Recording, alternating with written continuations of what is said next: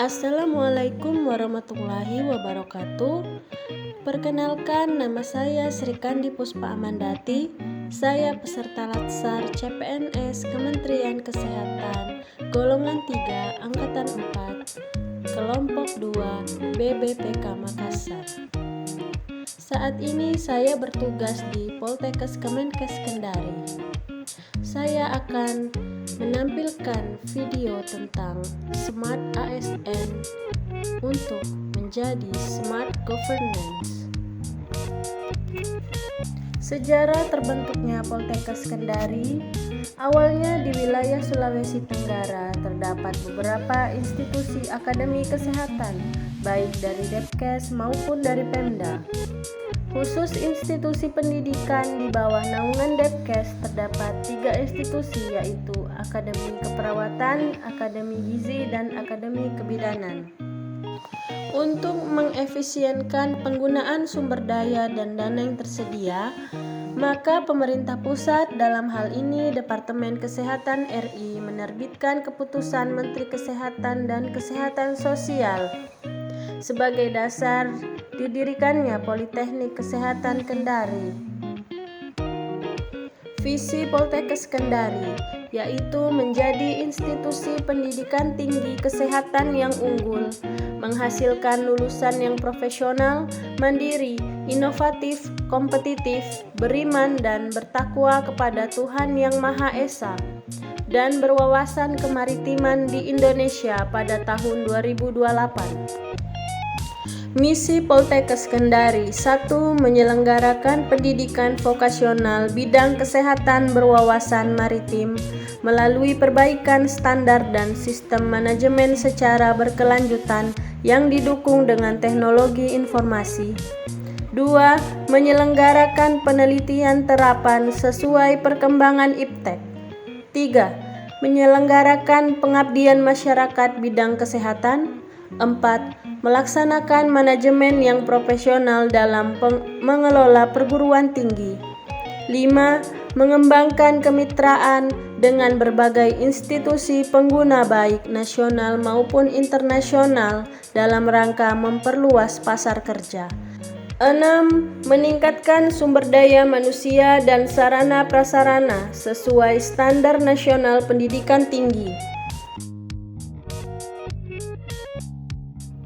Poltekkes Kemenkes Kendari dipimpin oleh seorang direktur, yaitu Bapak Teguh Fatur Rahman, SKM MPPM, dan dibantu oleh Wadir 1 Dr. Labanudi, SKM MKes, Wadir 2 Hasmia Naningsih, SST MKep, dan Wadir 3 Bapak Muhaimin Saranani, SKep Nurs MKes.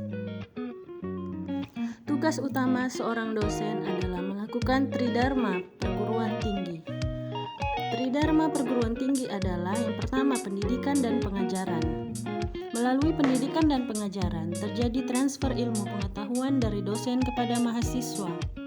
Peserta didik kemudian akan mendapatkan pengetahuan yang akan berguna ke depannya.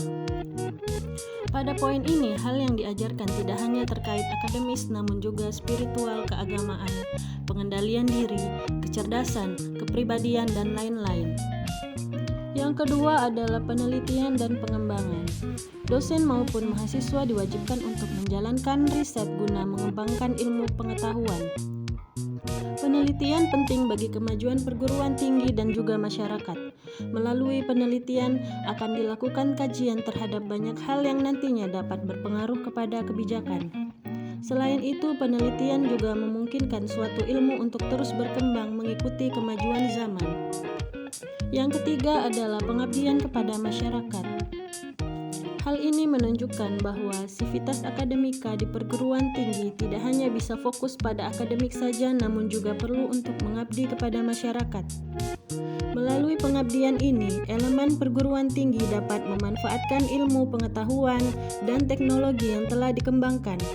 Masyarakat pun juga bisa mendapatkan manfaat sehingga bisa meningkatkan kesejahteraan.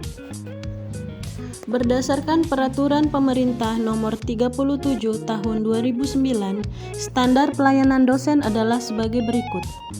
1. Mentransformasikan, mengembangkan, serta menyebarluaskan ilmu pengetahuan serta teknologi dan juga seni melalui pendidikan, penelitian, serta pengabdian kepada masyarakat. 2. Melaksanakan pendidikan, penelitian, serta pengabdian kepada masyarakat. 3. Merencanakan dan melaksanakan proses pembelajaran serta menilai dan mengevaluasi hasil pembelajaran. 4. Meningkatkan serta mengembangkan kualifikasi sebuah akademik dan diikuti dengan kompetensi yang berkelanjutan, terutama dengan mengikut-sertakan perkembangan teknologi masa kini. 5. Selain mengajar, dosen juga bertugas untuk membuat bahan ajar serta modul untuk mahasiswa. Dosen juga wajib menjunjung tinggi peraturan perundang-undangan hukum, serta kode etik dan nilai-nilai agama serta etika. Terdapat beberapa penerapan literasi digital di Poltekkes Kemenkes Kendari. Di antaranya adalah: yang pertama, adanya sistem siakat yang diberisikan informasi akademik dan digunakan untuk proses pengajaran dan pembimbingan. Yang kedua, adanya sistem jurnal online yaitu HIJP, JSPA, dan Jurnal Inovasi Pemberdayaan dan Pengabdian Masyarakat. Yang ketiga, adanya virtual learning Poltekkes Kemenkes atau VLab Kendari. Setelah melakukan environment scanning, saya menemukan beberapa fenomena dan masalah di lingkungan kerja. Yang pertama, rendahnya publikasi jurnal dosen dan kurangnya pengetahuan dosen untuk mengecek jurnal akreditasi nasional ataupun Scopus. Yang kedua, tidak efektifnya VLab. Yang ketiga, terlambatnya pengumpulan RPS oleh dosen. Sekian video pada hari ini. Mari kita ciptakan smart governance melalui aplikasi Smart ASN. ASN berakhlak, bangga melayani bangsa.